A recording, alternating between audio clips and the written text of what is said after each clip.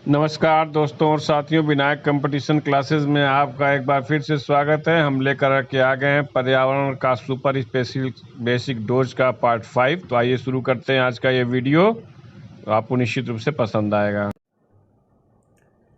भारत में ग्रेट निकोबार जैवमंडल कहाँ स्थित है? तो अंडमान निकोबार द्वीप समूह पर स्थित है।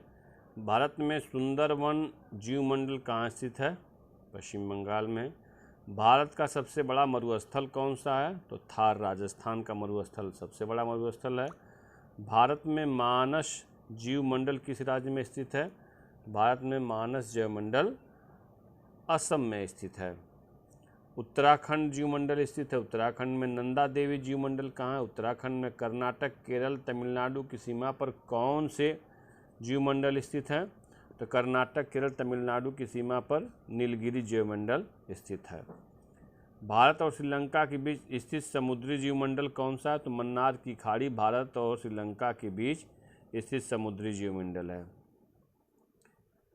भारत का थार जैवमंडल राजस्थान में बात होगी। भारत का लिटिल रन ऑफ कच्छ जैवमंडल कहाँ स्थित है? वह गुजरात में। काजीरंगा असम में एक सींग वाले गैंडे के लिए। नामदफा अरुणाचल में। सिमलीपाल उड़ीसा में। जिस क्षेत्र में मानवीय क्रियाकलापों की अनुमति नहीं होती है वो आपका होता है सेंट्रल जोन या केंद्रीय जोन होता है, ठीक ना। इस पर डिटेल से हम लोग बात कर चुके हैं। जिस क्षेत्र में मानव सीमित क्रियाकलापों की अनुमति होती है वह उभय प्रतिरोधी क्षेत्र कहलाता है, ठीक ना। अनेक मानव क्रियाओं की अनुमति किस क्षेत्र में होती है? वह हेर फेर क्षेत्र में अनेक मानवीय क्रियाओं की अनुमति होती है। पृथ्वी के वह भाग जिसमें जीवन पाया जाता है उसे क्या कहते हैं भाई? जैवमंडल कहते हैं। ऐसा संग्रहालय जिसमें पौधों को दबाकर सुखा दिया जाता है और उसे वहाँ पर रखा जाता है क्या कहा जाता है? हर्बेरियम कहा जाता है। इंडियन बॉटनिकल गार्डन कहाँ है? कोलकाता में। फॉरेस्ट रिसर्च इंस्टीट्यूट वन अनुसंधान संस्थान कहाँ? जिसको देहरादून में। नेशनल बॉटनिकल रिसर्च लखनऊ में। Indian institute of forest management Bhopal में है, ठीक है। भारतीय वनस्पतीय सर्वेक्षण विभाग कहाँ स्थित है? लखनऊ में। पृथ्वी के चारों ओर जहाँ शैल, मिट्टी तथा वायु की पतली परत का वातावरण मौजूद है जिसमें समस्त जीव निवास करते हैं उसे क्या कहते हैं? जैवमंडल कहते हैं। वातावरण में जल की मात्रा के अनुसार पौधे कितने प्रकार के होते हैं? तो वे पौधे 3 प्रकार के होते हैं। जल की मात्रा के अनुसार पौधे 3 प्रकार के होते हैं, है ना। कौन कौन देख लीजिए भाई। जल वे पौधे जो जल में या ऐसी मिट्टी में पाए जाते हैं जहाँ जल संतृप्त होता है वे क्या कहलाते हैं? जलोद्भिद। ऐसे पौधे जो पृथ्वी पर उन स्थानों पर मिलते हैं जहाँ औसत मात्रा में जल प्राप्त होता है वो क्या कहलाते हैं? समोद्भिद। अधिक अपेक्षिक आर्द्रता में उगने वाले पौधे क्या कहलाते हैं? हाइग्रोफाइट्स कहलाते हैं। पारिस्थितिकी शब्द का सर्वप्रथम प्रयोग किसने किया था? अर्नेस्ट हैकल ने। पारिस्थितिकी मानव और पर्यावरण का संपूर्ण विज्ञान है किसने कहा था? ईपी ओडम ने कहा था पारिस्थितिकी मानव और पर्यावरण का संपूर्ण विज्ञान। EP Odum. पारिस्थितिक तंत्र की सर्वप्रथम विचारधारा एजी टॉन्सनेली ने। पारिस्थितिकी तंत्र के 2 भाग कौन कौन से हैं? जीवी और अजीवी। पारिस्थितिकी तंत्र के 2 भाग हैं।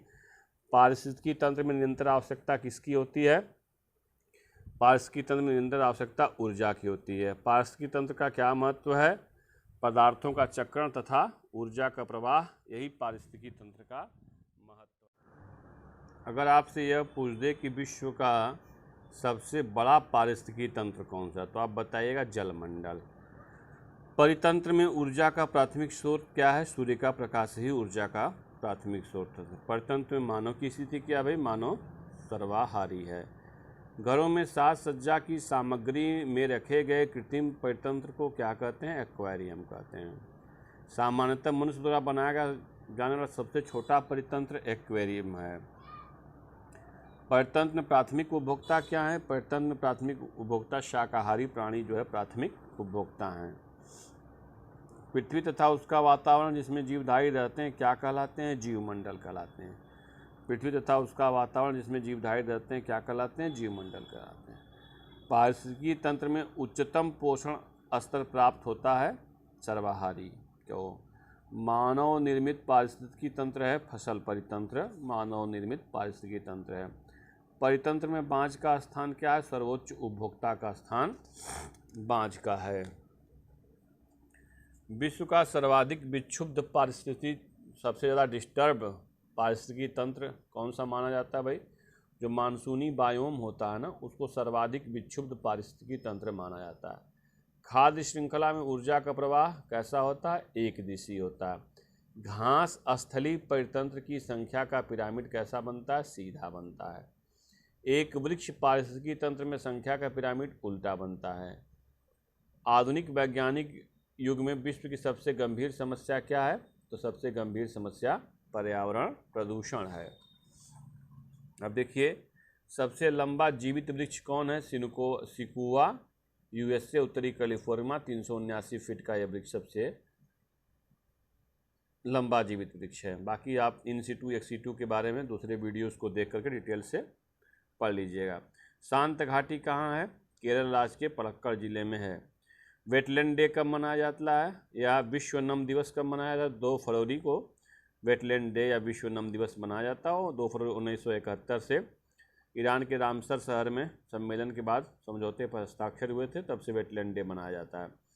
जलवायु परिवर्तन का प्रमुख कारण क्या है? ग्रीन हाउस गैसें, ओजोन परत का क्षय, यही जलवायु परिवर्तन का प्रमुख कारण। ग्रीन हाउस गैसों की संकल्पना किसने की थी? जोसेफ फोरियर ने 1824 में ग्रीन हाउस गैसों की संकल्पना की थी। अब आइए, झूम कृषि कहाँ होती है? पूर्वोत्तर भारत में मिजोरम, नागालैंड, मणिपुर, मेघालय में झूम कृषि या स्थानांतरित कृषि होती है। चिपको आंदोलन किसने चलाया था? सर सुंदरलाल बहुगुणा ने। चिपको आंदोलन वन संरक्षण से जुड़ा हुआ है। सुंदरलाल बहुगुणा जी ने इसको प्रारंभ किया था। खाद्य फसल, खाद्यान्न, दालें, तिलहन, मक्का, गेहूँ, चावल आदि ये सब खाद्य फसल में आते हैं। जायद में फसलों में कौन कौन से आते हैं? तरबूज, खरबूज, खीरा, ककड़ी मार्च से जून के बीच उगाई जाती हैं। रबी की फसल अक्टूबर से मार्च के बीच, खरीफ जुलाई से लेकर के अक्टूबर के बीच में खरीफ की फसल उगाई जाती है। हरित क्रांति का संबंध किससे है? हरित क्रांति का संबंध है खाद्यान्न उत्पादन से। हरित क्रांति का संबंध किससे? खाद्यान्न उत्पादन से। भारत में हरी क्रांति का नाम बीज, उर्वरक एवं सिंचाई क्रांति, इसके एक साथ जुड़े होने के अधिक, मतलब बीज अच्छी क्वालिटी के उपलब्ध करवाइए, उर्वरक उत्पन्न करवाइए, उर्वरक उपलब्ध करवाइए, सिंचाई की सुविधा उपलब्ध करवाइए, तब तो भारत में हरित क्रांति आ सकेगी। ऑपरेशन फ्लड किससे जुड़ा हुआ है? ऑपरेशन फ्लड है दुग्ध उत्पादन से। ऑपरेशन फ्लड को किसने स्टार्ट कराया था? तो वर्गीज कुरियन साहब ने ऑपरेशन फ्लड को प्रारंभ कराया था। नीली क्रांति मछली उत्पादन, पीली क्रांति तिलहन उत्पादन। बीटी बीज का संबंध किससे है? बीटी बीज कपास से संबंधित है। कपास की खेती काली मिट्टी में होती है। भारत का सिलिकॉन वैली किसे किसे जाता है? भारत का सिलिकॉन वैली बेंगलुरु को कहा जाता है। बेंगलुरु कहाँ है? कर्नाटक में, से बगीचों का शहर भी कहा जाता है। भारत का सिलिकॉन स्टेट कौन सा है? तो भारत का सिलिकॉन स्टेट कर्नाटक है। विश्व का सिलिकॉन कैसे कहा जाता है? उत्तरी कैलिफोर्निया, दक्षिणी भारत, वहीं सिलिकॉन वैली है। भारत का सबसे लंबा बांध हीराकुंड बांध है, जो कि महानदी उड़ीसा में बना हुआ है। महानदी बना हुआ हीराकुंड बांध भारत का सबसे लंबा बांध है। आकाशगंगा मंदाकिनी को सबसे पहले किसने देखा था? तो आकाशगंगा मंदाकिनी को सबसे पहले गैलीलियो ने देखा था। क्षुद्र ग्रह कहाँ पाए जाते हैं? मंगल और बृहस्पति के बीच छोटे छोटे ग्रहों का एक झुंड है, जिसे हम लोग क्षुद्र ग्रह कहते हैं। सौर परिवार का अंग निहारिका नहीं है। निहारिका क्या है? सौर परिवार का अंग नहीं है। सूर्य के चारों ओर घूमने वाले ग्रहों की संख्या वर्तमान में 8 है। प्लेटो अब ग्रह नहीं रह गया है। वायुमंडलीय घटना के अध्ययन को मौसम विज्ञान कहते हैं। विविध जलवायु तथा मौसम दशाओं को बदलने वाली सबसे महत्वपूर्ण वायुमंडलीय प्रक्रिया कहाँ संपन्न होती है? क्षोभ मंडल में होती है। मौसमी घटनाएं कहाँ होती हैं? क्षोभ मंडल में। पृथ्वी के समीप पाया जाने वाला सबसे निचला मंडल है क्षोभ मंडल। रिएक्टर स्केल पे क्या नापा जाता है? तो रिएक्टर स्केल पर भूकंप की तीव्रता मापी जाती है। भूकंप क्यों होता है? जब पृथ्वी के अंदर विक्षोभ होता है या भूकंप, पृथ्वी के अंदर की प्लेटें इधर से उधर सरकती हैं तो भूकंप आता है। काली मिट्टी मुख्यतः कपास के लिए जानी जाती है। धान खेती के लिए कैसी मिट्टी होनी चाहिए? धान की खेती के लिए जलोढ़ मिट्टी चाहिए। लाल मृदा, लाल मिट्टी जो होती है ना, उसका जो लाल रंग होता है किसके कारण होता है? तो लोहे के कारण या आयरन ऑक्साइड के कारण उसका रंग लाल होता है। मिनी माटा रोग कहाँ है भाई? पारे की अधिकता से वजह से मिनी माटा रोग फैला था, जापान में हुआ था। कचरे के प्रबंधन हेतु 4R रिसाइकिल, रीयूज, ये आप पढ़े होंगे। कचरे के प्रबंधन 4R को अपनाना चाहिए। जैविक कचरे का पुनर्चक्रण क्या कहलाता है? कंपोस्टिंग कहलाता है। हरे कूड़ेदान, जो कूड़ेदान 2 रंग के होते हैं, हरा कूड़ेदान, लाल कूड़ेदान। हरे रंग में कूड़ेदान में जैसे जैविक या गलने वाले कचरे को डालना, जैसे सब्जी के छिलके हो गए, है ना, इस तरह के कचरे, कच्चा अनाज, चावल, दाल, ये सब डाल सकते हो। लाल कूड़ेदान में क्या पड़ता है? अस्पतालों से निकलने वाला सिरिंज, सुई, नीडल्स, ना, टेप, ये सब चीज़ें आप अस्पताल से निकलने वाले जो कचरे होते हैं उनको लाल कूड़ेदान में डालते हैं। धुआं किसका उदाहरण है? गैसीय अपशिष्ट का उदाहरण। जल के 70% जितना भी जल उपलब्ध है ना भाई, 70% सिंचाई में उपयोग कर लिया जाता है। कुकरेल वन कहाँ? लखनऊ में है। घड़ियाल संरक्षण के लिए जाना था। सलीम अली राष्ट्रीय उद्यान कहाँ? जम्मू और कश्मीर में। अपमार्जक कौन कौन है? गिद्ध, बान, चील, ये सभी अपमार्जक हैं। पर्यावरण से क्या अभिप्राय समझते हैं? भूमि, जल, वायु, पौधों की प्राकृतिक दुनिया, इनके चारों ओर का जो अस्तित्व है ना, यही पर्यावरण है। उन संपूर्ण दशाओं का योग जो व्यक्ति को एक समय पर बिंदु पर घेरे हुए है, पर्यावरण है। पर्यावरण में जैवीय, अजैवीय, भू आकृतिक घटकों, ऊर्जा संगठक, है ना, ये सब चीज़ें आती हैं। अजैवीय में से मृदा हुआ, वायु हुआ, ये सब अजैवीय घटक हैं पर्यावरण के। पर्यावरण संरक्षण अधिनियम कब पारित हुआ था? पर्यावरण संरक्षण अधिनियम 1986 में पारित हुआ था। विश्व पर्यावरण दिवस कब मनाया जाता है? तो विश्व पर्यावरण दिवस 5 जून को मनाया जाता है। पहली बार कब मनाया गया था? प्रथम 1973 में मनाया गया था। 5 जून 1972 को सम्मेलन हुआ था ना, लेकिन 1 साल बाद मनाया गया था। सौर विकिरण की सबसे मुख्य भूमिका किसमें है? सौर विकिरण सबसे मुख्य भूमिका जल चक्र में है। राष्ट्रीय पर्यावरण अभियांत्रिकी शोध संस्थान कहाँ? नेशनल इंजीनियरिंग, है ना, इन्वायरमेंट रिसर्च इंस्टीट्यूट कहाँ? नीरी कहाँ? नागपुर में। पहला पृथ्वी शिखर सम्मेलन कहाँ हुआ था? 1992 में हुआ था, रियो डी जेनेरियो, ब्राज़ील में हुआ था। पृथ्वी और के चारों ओर की गैसों का जो समूह क्या कहलाता है? वायुमंडल है। वायु क्या है? एक प्रकार का मिश्रण। वायु में कई गैसों का मिश्रण है। कौन कौन सी गैसें हैं? ऑक्सीजन है, नाइट्रोजन है, कार्बन डाइऑक्साइड व अन्य गैसों का वायु एक मिश्रण है। शुष्क हवा में नाइट्रोजन की प्रतिशत मात्रा कितनी है? 78। वायुमंडल में 78% मात्रा है। तत्व किसे कहते हैं? पदार्थ का सबसे साधारण रूप अविभाज्य अंग जो है तत्व है। मिश्रण क्या है? अनिश्चित अनुपात में मिले हुए अलग अलग यौगिकों को मिश्रण कहते हैं। यौगिक क्या है? एक निश्चित अनुपात में जब 2 या 2 से अधिक तत्व मिलते हैं तो वह यौगिक कहलाता है। जैसे हाइड्रोजन और ऑक्सीजन एक संबंधित 2 के अनुपात में मिलते हैं। हाइड्रोजन के 2 अणु और ऑक्सीजन का 1 अणु मिलकर के पानी का 1 अणु बना है, जो कि एक यौगिक है। ठीक है।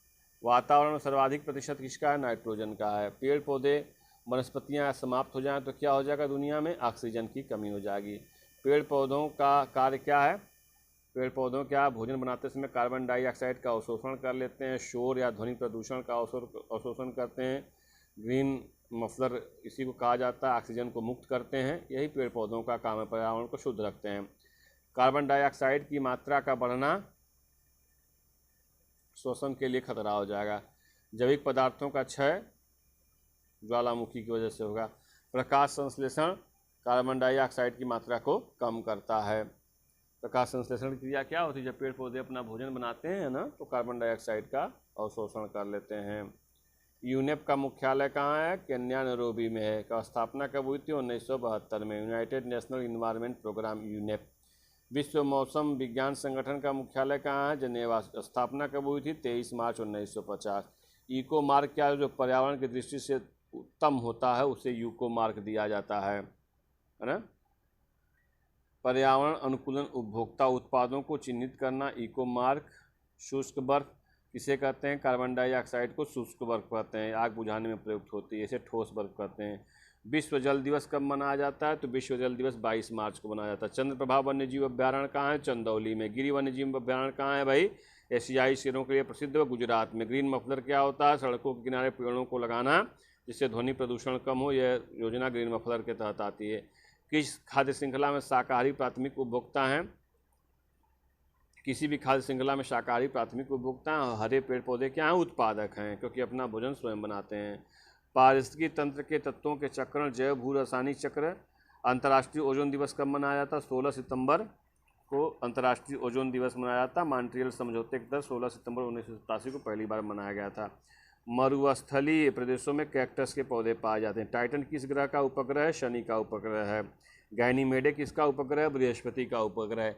एग मार्क किसे किया जाता है? गुणवत्ता युक्त प्रमाणन चिन्ह है एग मार्क। खाद्य उत्पादों पर एग मार्क का चिन्ह दिया जाता है। आपने सुना होगा एग मार्क के मसाले। भारत सरकार की विपणन एवं निरीक्षण निदेशालय द्वारा एग मार्क दिया जाता है। ध्रुव तारा क्या है? उत्तर दिशा में उगता है। चमकीला तारा। प्रोजेक्ट टाइगर की शुरुआत कब हुई थी? 1973 में होती है। फूलों की घाटी कहाँ? उत्तराखंड चमोली में। यूनेस्को द्वारा इसे विश्व धरोहर घोषित किया गया। सरिस्का राष्ट्रीय उद्यान कहाँ? राजस्थान में है। पारिस्थितिकी तंत्र में ऊर्जा का महत्वपूर्ण स्रोत कौन है? सूर्य का प्रकाश पारिस्थितिकी तंत्र में ऊर्जा का सबसे महत्वपूर्ण स्रोत है। सुनामी की उत्पत्ति कहाँ होती है? समुद्र के भीतर भूकंप आता तो सुनामी की उत्पत्ति होती है। नगरीकरण एवं औद्योगिकरण ये हानिकारक है संतुलित विकास के लिए, पर्यावरण एवं पारिस्थितिकी के लिए, जैव विविधता के संरक्षण के लिए। जब नगरीकरण या औद्योगिकरण होता है तो ये जैव विविधता के लिए भी हानिकारक होता है और पारिस्थितिकी के लिए भी हानिकारक होता है।